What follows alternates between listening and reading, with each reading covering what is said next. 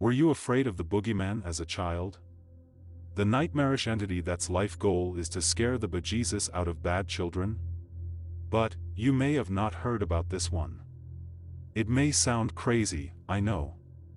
But, after my experience, I may never look at myself as a normal person. My family and friends never believed me though, calling me confused, a liar, etc. Maybe, I was only 10 at the time. I live in a neighborhood that you may have seen in old 50s movies such as Grease, with my younger sister, Emily, and my dad.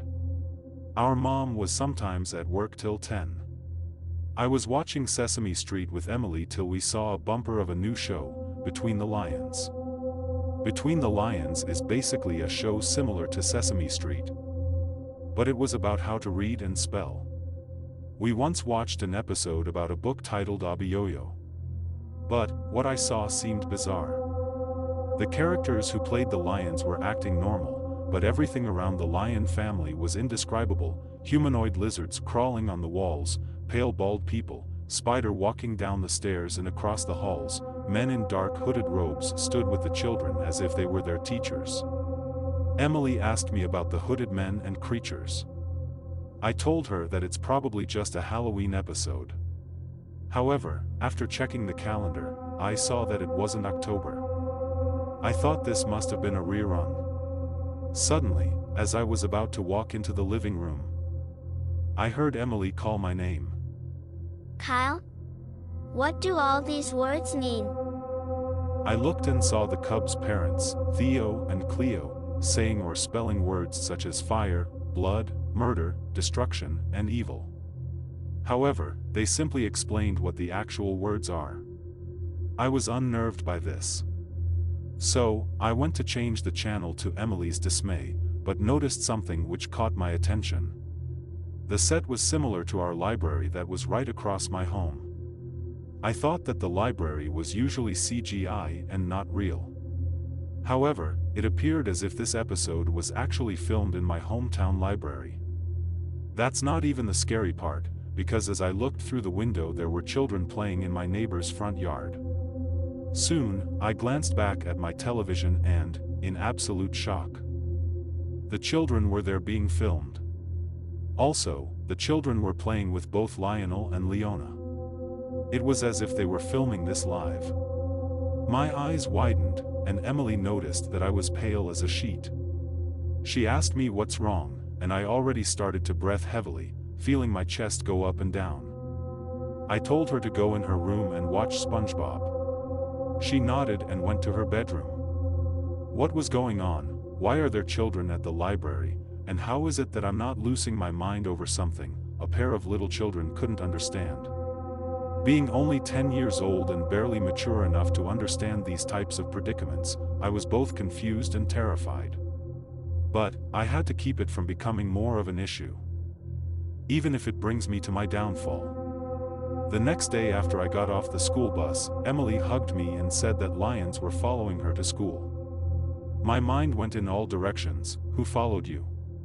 I asked, not letting her know I was horrified. The lions from that show. She chirped. Now I was starting to panic. My heart was beating like a galloping horse. I started sweating bullets, and I was on the verge of breaking down into panicked screams. 'Cause now she was telling me what sounded like something that a madman would say at an insane asylum. But, thank heavens this was going inside of me. Because, I didn't want to frighten her, and let her know, this was a very disturbing situation. Emily and I went inside and she was already started watching Between the Lions. Soon, I witnessed something that made my blood turn cold. It showed the 4 puppets inside my own house. Also, I was in frame. I looked at the TV, and back at where the cameraman would have been. I ran out of the house screaming for my mom and dad as they pulled in the driveway, tears in my eyes.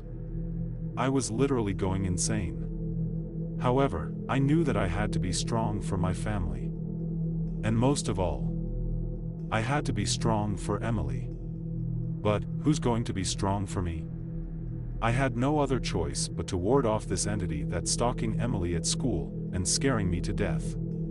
Later that night, I crept out of my house and ran to the library with nothing but a flashlight. I remembered the people who owned the library locking the doors and windows.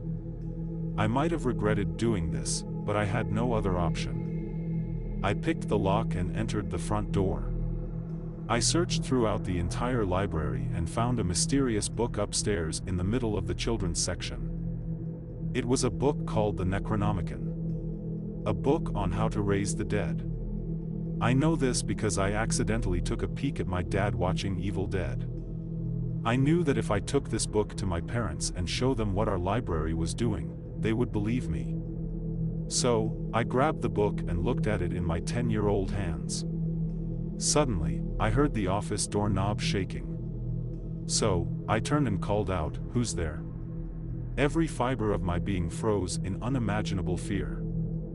The door slowly creaked open, and I heard the most horrible sound I've ever heard. Then, I saw them crawling on all fours. Pulsating bloodshot eyes were looking straight up at me. One of them had bandages around its eyes, obviously blind. Their grotesque and sharp teeth gnarling, their pointed ears down, obviously angry at what I've done.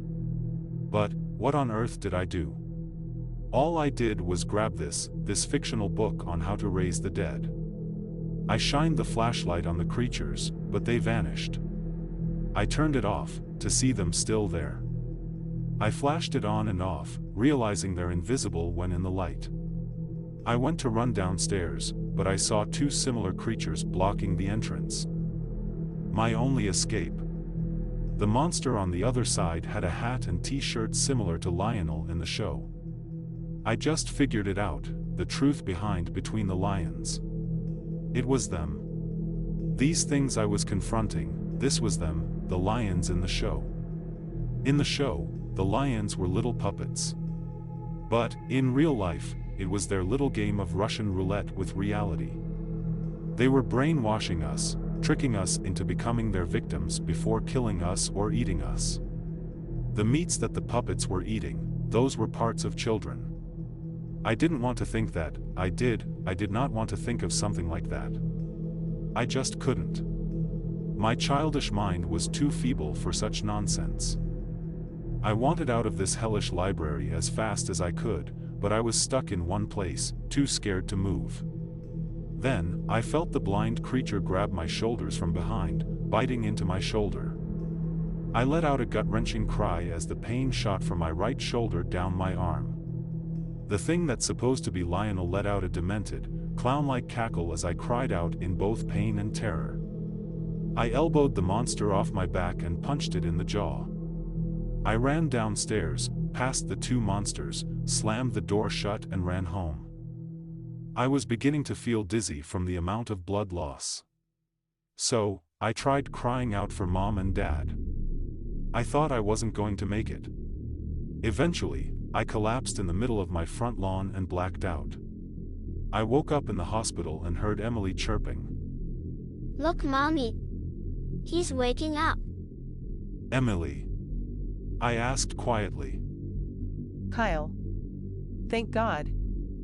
My mom said with tears in her eyes. "I'm glad you're okay. Thank you, doctor."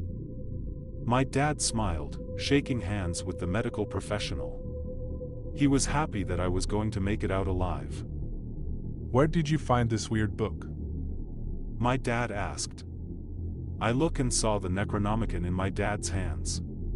I was in the library last night. With that said, I told them everything. But, they wouldn't believe me. They said that the librarian told them that I was breaking into the library and stealing a book. Also, I was attacked by a guard dog that was just doing its job.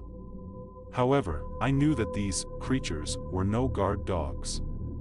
Some of the things I saw were standing on their hind legs, and doing movements that I recall as marionette-like. And they didn't run towards me, instead, they were flown towards me, as if hands were inside their backs that made their facial movements. This reminded me of the new IT movie, like how horror movie reviewers described Pennywise was puppet-like in Bill Skarsgård's performance. Because of my traumatizing experience, I might as well be in the new IT movie. Those creatures I saw in the library on that night were just like the new and improved Pennywise. Maybe worse than Pennywise. I didn't know what happened, or how nobody saw what I saw. I grew up paranoid and skeptical of that library. So, I moved out of that town and ended up living in my suburban home in Newport News, Virginia. I still watch Between the Lions on YouTube. But after what happened during my childhood, made me think twice about things. Let this story be a warning to all of you out there reading this. Be extra careful about what you watch on PBS Kids. They may be cute and harmless to kids. However, dark secrets sometimes lurk behind their innocent disguises. Maybe the last thing you'll ever think about is Abiyoyo.